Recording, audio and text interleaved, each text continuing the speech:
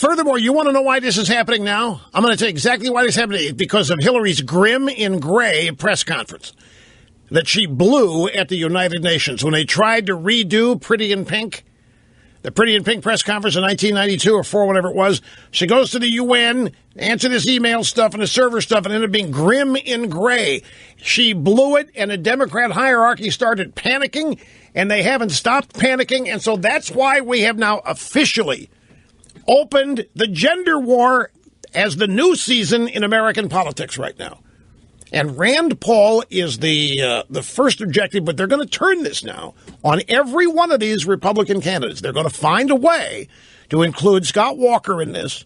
They're going to find a way to include Ted Cruz in it because this is the new season, the gender wars. Even though it's tired, even though it's worn out, that's all they've got. The race card, the gender card, that's it as far as the Democrat Party playbook is concerned. It's been used over and over and over again. But because we have to do anything, they have to do anything, get Hillary elected. They can't talk up her policies. Who the hell are they? Well, she's failed everything she's done.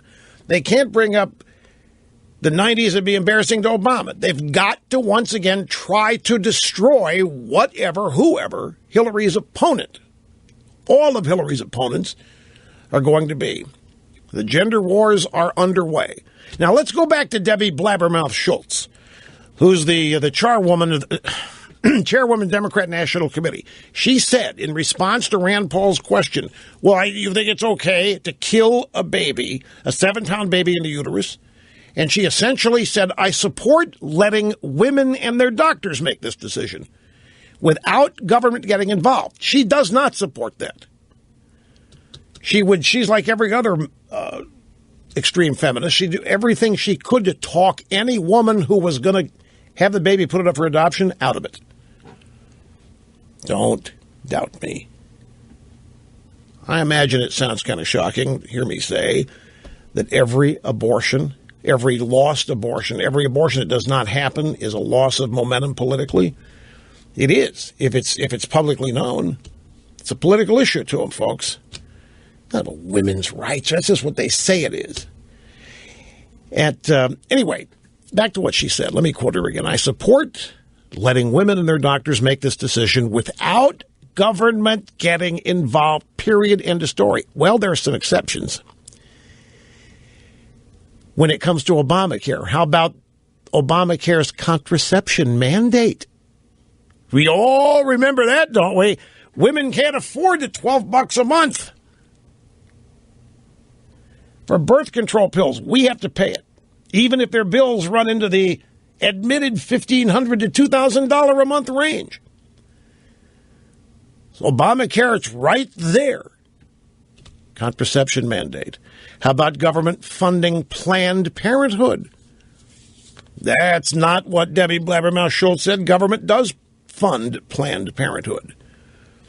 But in these two examples, the Obamacare contraception mandate or government funding Planned Parenthood, Debbie Blabbermouth Schultz wants maximum government involvement. And by the way, notice that Debbie Schultz doesn't even think twice about aborting a 7-pound baby. It didn't even give her pause. It didn't even become a moral question to her. She did not break a sweat. She did not break stride. When it reminded me a little bit.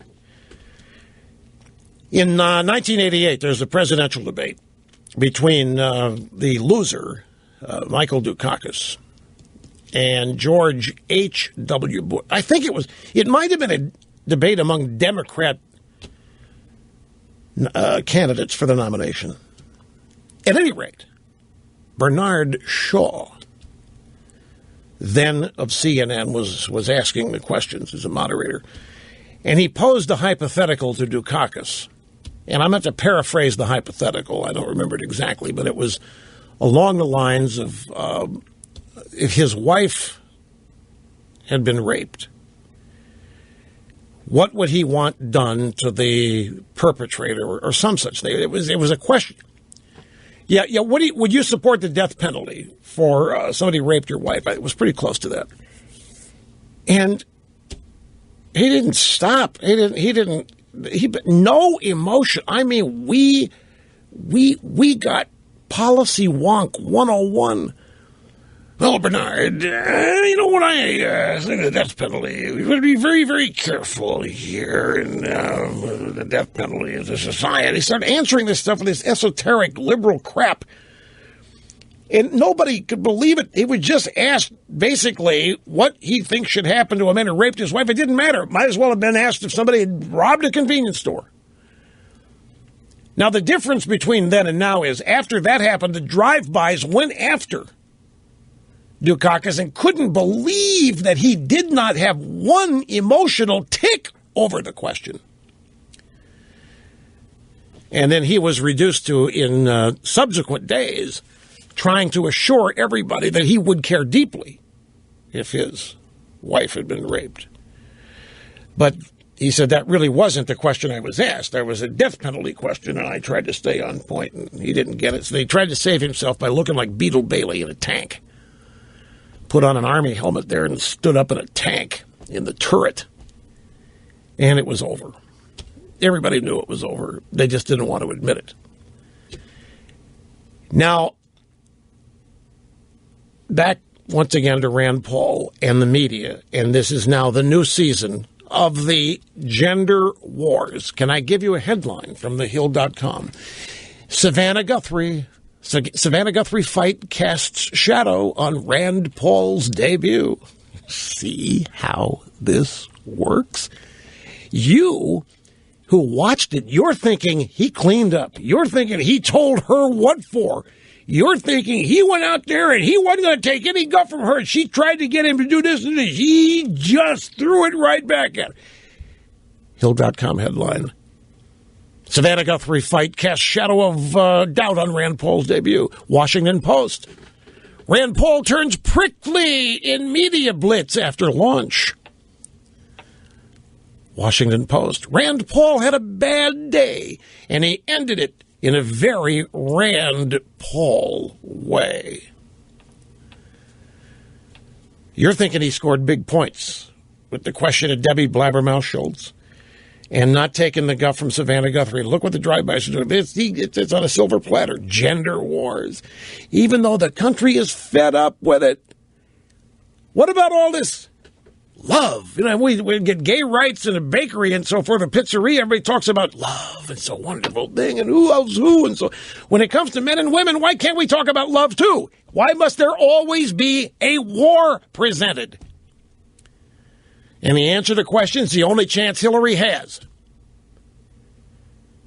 Just as the Republican Party loves the rich and hates the little guy, the Republican Party is racist and now sexist. Republican Party doesn't like African Americans. Republican Party doesn't like Hispanics. Republican Party loves CEOs, except for Tim Cook. Republican Party hates women. And they're often running with it. Gender war is up and running. Now, polling data on this, and this all started, it was going to happen anyway, because it was predictable. With Obama having all this insulation against any criticism because he's black, so any criticism is said to be racist, and it shuts off any criticism. You knew they're going to try the same thing with Hillary. First African American, first female president, therefore you can't criticize her, it's all sexist. So she goes out there at the UN with a hand-picked press corps that everybody thinks is the second tier because they're the UN press corps. And they're concerned with Darfur and Ebola and what's going on in Africa and so forth. And Mrs. Clinton said, these people aren't going to have a thing to do and I'm going to have an understanding at all about my email problems, so I'll use that press corps. So the Grim in Gray press conference, that fell apart, and they had to give her the hook and get her out of there because that wasn't going. That started all of this. That told them on the Democrat side, we got to ratchet up the gender war even sooner than we intended.